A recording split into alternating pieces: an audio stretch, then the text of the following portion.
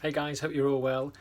This is just a quick video to say hello and to introduce the homework feedback. So I've recorded a handful of questions. I've talked through the things they've done well and things they haven't done well. Have a look. Hopefully it's of use. And fingers crossed, I'll get to see you all in school over the next couple of weeks, one way or another. All right, stay safe, guys. Bye. Okay, so this answer is a good example of how they're saying the right thing, but they're missing one or two lines or one or two words even that really would strengthen the answer rather than kind of make it seem a bit more superficial. So they've got their introductory line. One way this could be shown is that they put a strain on public services. Fine. So I know as an examiner, I know what you're going to do. You're going to tell me now why migration could put a strain on public services. But then what you do is you say, this is because if lots of migrants live in the UK, there'll be a strain on these sorts of services. You still haven't told me why.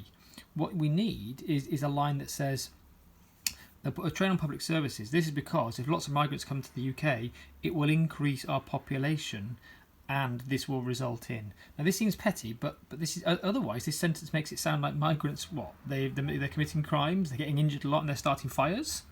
That's not what we're saying at all. We're saying that actually if more migrants come to the UK, there'll be a larger population, and understandably that will then have a knock-on effect.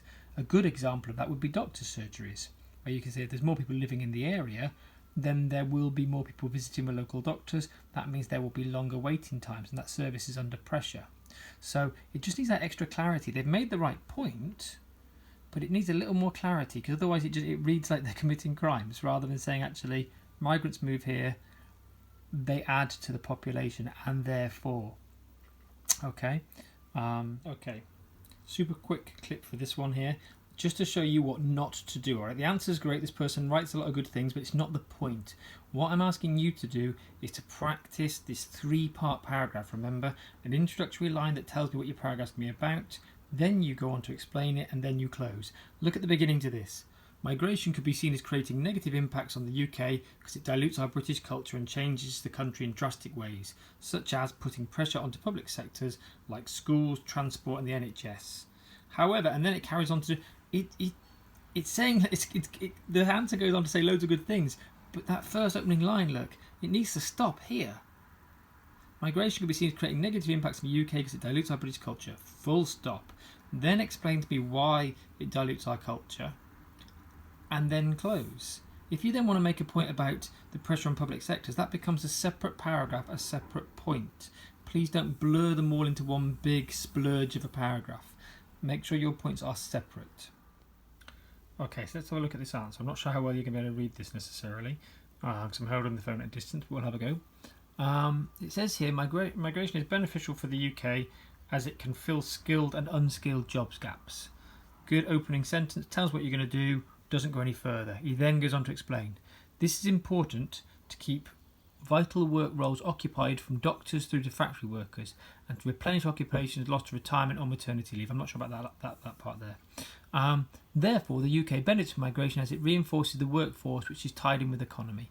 He's got his three-part paragraph. I think he could go a step further here. I know I'm telling you not to diversify, but I think you could put more into this one. So you say it's beneficial to the UK as it fills unskilled jobs gaps. You then go on to talk about how important it is that we fill those gaps, and it says, well, it benefits the economy. I think you could do more on the economy there while still keeping it on point. So instead it could say it's important because it keeps these roles occupied from doctors and so on. That, by the way, could have some statistics there. You know, something like a third of people who work in the NHS are foreign nationals, because we know that the examiner wants to see knowledge, not just opinion.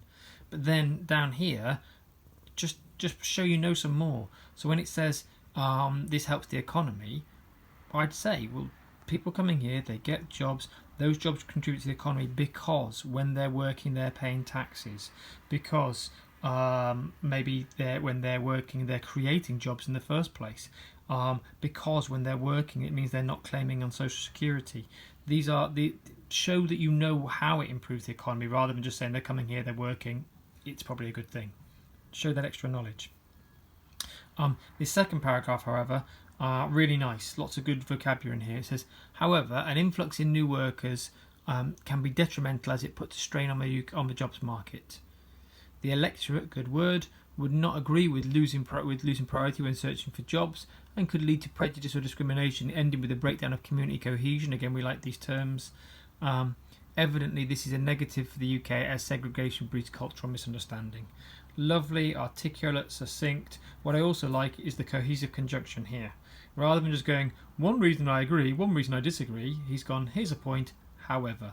That seems simple, but it makes it seem more articulate, and the examiner will like that. Okay?